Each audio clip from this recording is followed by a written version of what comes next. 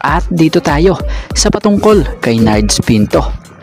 So balita nga ay ready mag-step up ngayong All Filipino si Nards Pinto para mabigyan daw ng pahinga etong sila Scottie Thompson.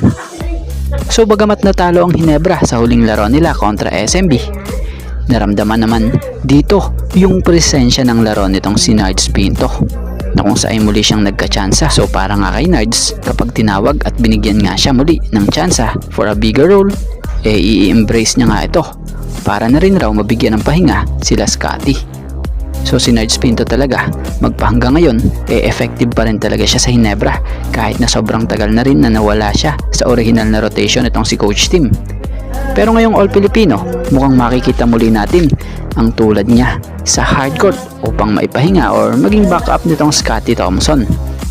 Kung matatandaan nyo noon big impact ang naitutulong ni Nards sa Ginebra, lalo na kapag kasabay niya or kasama niya si Scottie sa loob.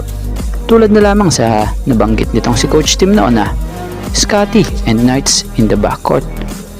They really tough guys. So top presence in the backcourt with those two guys playing together. So sana muling maibalik ni Coach Tim yung naging tambalan noon ni Scottie and Nards dahil malaking bagay nga po tulong sa Ginebra din talaga noon yung impact na nadadala nila. So sa ngayon, nararamdaman na muli si Nards sa Ginebra. So sana magtuloy-tuloy